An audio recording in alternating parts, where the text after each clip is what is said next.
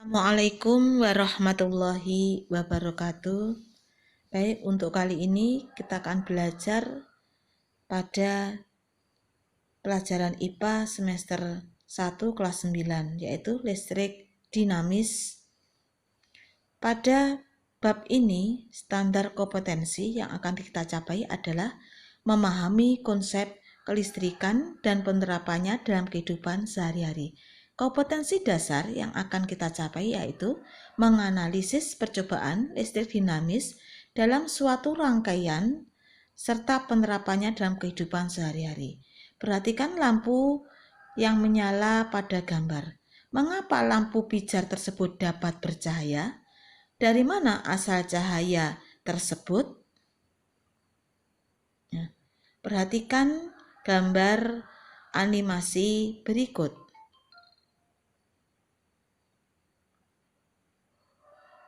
Suatu rangkaian listrik berjalan menuju ke lampu.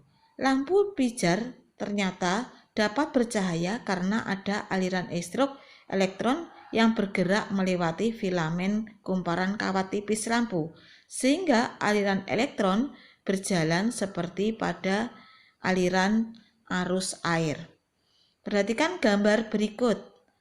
Jadi arus listrik dapat berjalan dari suatu rangkaian menuju ke lampu. Pada saat aliran elektron ini melewati filamen lampu, maka filamen akan panas sehingga secara cepat akan memancarkan suatu cahaya pada lampu. Nah, aliran elektron yang menyebabkan aliran listrik tersebut biasa dikenal dengan istilah listrik dinamis. Peta konsep yang akan kita pelajari adalah pada bab ini yaitu arus listrik dan arus elektron.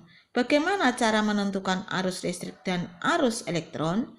Perhatikan gambar berikut. Pada suatu rangkaian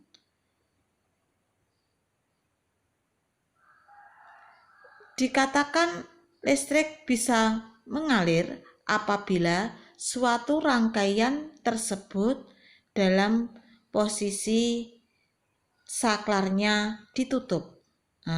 Jadi kalau saklar itu ditutup, maka arus dari kutub positif dan dari kutub negatif dia akan bertemu pada suatu rangkaian sehingga beda potensialnya berbeda. Arus listrik adalah aliran muatan positif dari potensial tinggi menuju ke potensial rendah. Sedangkan arus elektron adalah aliran elektron dari potensial rendah ke potensial tinggi. Jadi untuk arus listrik, arah alirannya seperti arah aliran air. Dia akan berjalan dari potensial tinggi menuju ke potensial rendah. Bagaimana cara menentukan syarat suatu arus listrik itu dapat mengalir pada suatu rangkaian? Perhatikan di sini ada dua gambar, yaitu rangkaian terbuka dan rangkaian tertutup. Pada suatu rangkaian terbuka dikatakan suatu rangkaian terbuka apabila rangkaian itu terbuka. Jadi saklarnya terbuka. Kalau rangkaian tertutup, rangkaian itu tertutup saklarnya. Pada rangkaian terbuka, lampu tidak bisa menyala. Sedangkan pada rangkaian tertutup, maka lampu akan menyala dengan terang. Dalam suatu rangkaian, apa agar arus listrik itu dapat mengalir? Pada suatu rangkaian itu dapat mengalir apabila dalam suatu posisi rangkaian tertutup.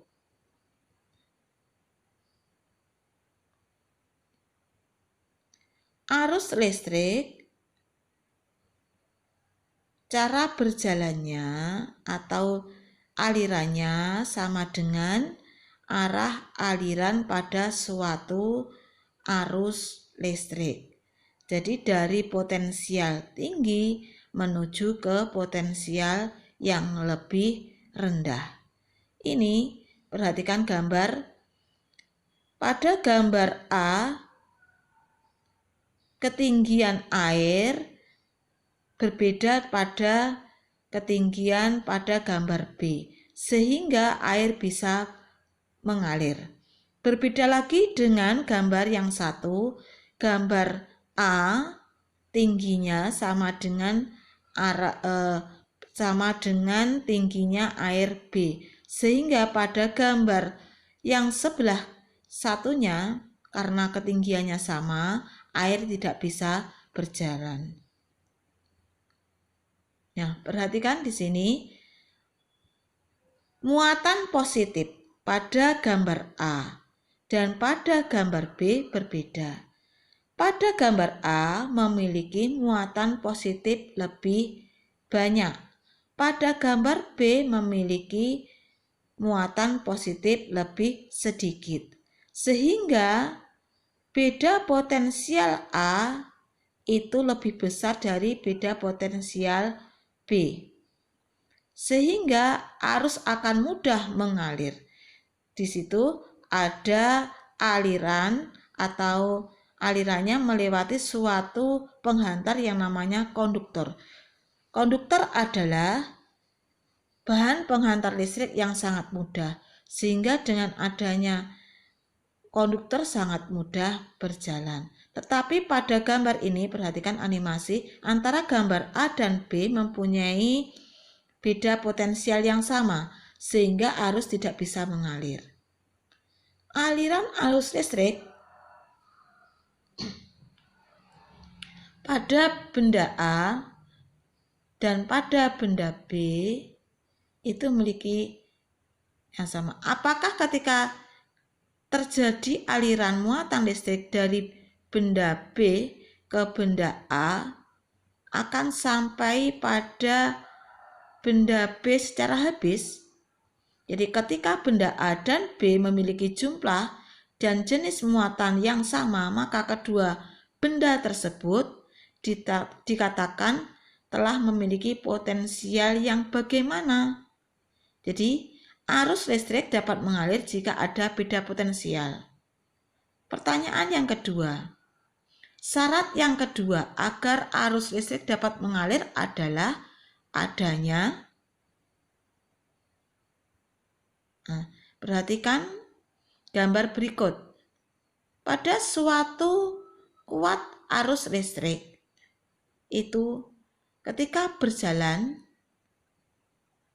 akan memakai suatu atau membutuhkan suatu waktu. Jadi ketika suatu rangkaian listrik itu berjalan pasti membutuhkan suatu atau beberapa waktu. Kuat arus listrik adalah banyaknya muatan yang mengalir pada suatu penghantar tiap detik. Sehingga dirumuskan untuk kuat arus listrik, rumusnya I sama dengan Q per T, di mana I sama dengan kuat arus listrik, satuannya ampere, Q adalah muatan listrik, satuannya coulomb, dan T adalah waktu, satuannya second. Jadi 1 ampere didefinisikan sebagai muatan listrik sebesar 1 coulomb yang mengalir dalam suatu penghantar selama 1 sekon. Contoh soal dalam suatu rangkaian, sebuah akumulator pada kutub-kutubnya dihubungkan pada terminal lampu. Jika kuat arus yang mengalir pada lampu tersebut adalah 0,5 ampere dan lampu akan menyala selama 2 menit, berapakah muatan listrik yang telah melewati lampu tersebut? Dari soal tersebut diketahui bahwa I kuat arusnya sebesar 0,5 ampere. Sedangkan T waktunya adalah 2 menit. 2 menit didapatkan atau kita ubah dalam bentuk sekon, yaitu 1 menit 60 sekon. Jadi dalam T-nya karena 2 menit berarti 2 kali 60 sekon. Kita masukkan ke dalam rumusnya. Q sama dengan, untuk mencari Q, I kali T. Jadi I-nya 0,5 ampere, T-nya 120 sekon, jadi ketemu 60 kolom. Untuk mengukur kuat arus pada suatu rangkaian digunakan alat yang dinamakan ampere meter. Ampere meter adalah alat yang digunakan untuk mengukur kuat arus listrik. Pada pemasangan ampere meter dalam suatu rangkaian listrik disusun secara seri atau tidak bercabang. Nah, tuh perhatikan gambarnya. Di situ ada ampere meter menunjukkan apabila lampu menyala, maka ampere meter tersebut memiliki kekuatan. Nah, itu jarumnya berjalan ketika lampu menyala akan menunjukkan. Cara membaca suatu ampere meter adalah di situ menunjukkan ada skala maksimum, ada skala yang ditunjuk, ada skala batas ukur. Untuk mencari berapa besar kuat arusnya, maka nilai yang akan terukur diperoleh dari nilai yang ditunjukkan jarum dibagi nilai maksimum dikali batas ukur. Misalkan pada gambar itu batas jarumnya 42, batas maksimumnya 100, dikalikan batas ukurnya 5, jadi ketemu 21 ampere. Kita lanjutkan mencari beda potensial listrik. Perhatikan gambar A dan gambar B. Gambar A memiliki beda potensial lebih tinggi dari gambar B. Sedangkan gambar C itu memiliki potensial lebih rendah dari gambar D. Benda C, benda E memiliki potensial lebih rendah dari benda E. Jadi benda E memiliki potensial lebih rendah dari benda F. Jadi F itu memiliki potensial lebih tinggi dari benda E.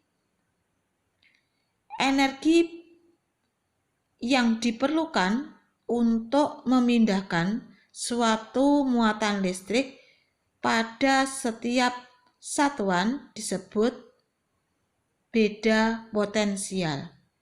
Beda potensial dirumuskan V sama dengan W per Q. Contoh soal, sebuah baterai memiliki beda potensial sebesar 1,5 volt. Jika baterai itu digunakan untuk menyalakan lampu, maka akan menghasilkan sejumlah 50 kolom muatan listrik yang melewati lampu tersebut. Berapakah besar energi yang dikeluarkan oleh baterai tersebut? Dari soal itu diketahui V-nya sebesar 1,5 volt, Q-nya 50 kolom. Oleh karena itu, untuk mengetahui berapakah besar energi, jadi kita rumuskan W sama dengan V kali Q. V-nya 1,5, Q-nya 50 kolom, jadi ketemu 75 Joule. Untuk mengukur suatu beda potensial, kita akan menggunakan suatu alat yang disebut voltmeter.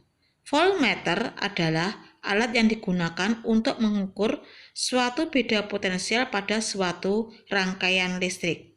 Pemasangan voltmeter dalam suatu rangkaian disusun secara paralel seperti pada gambar.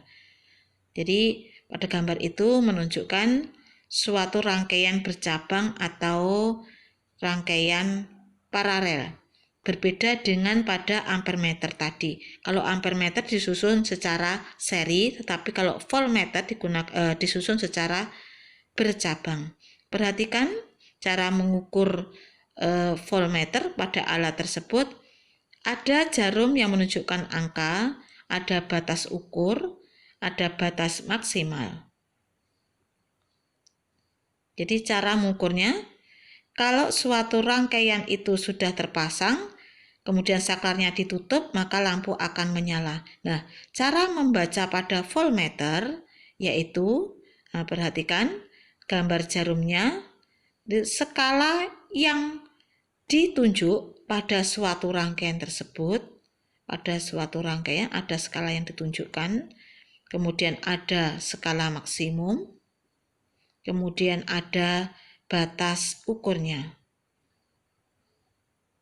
Jadi nilai yang terukur pada suatu gambar tersebut adalah yang ditunjukkan jarum dibagi nilai maksimum dikali batas ukur pada voltmeter tersebut. Selanjutnya kita akan pelajari konduktor dan isolator.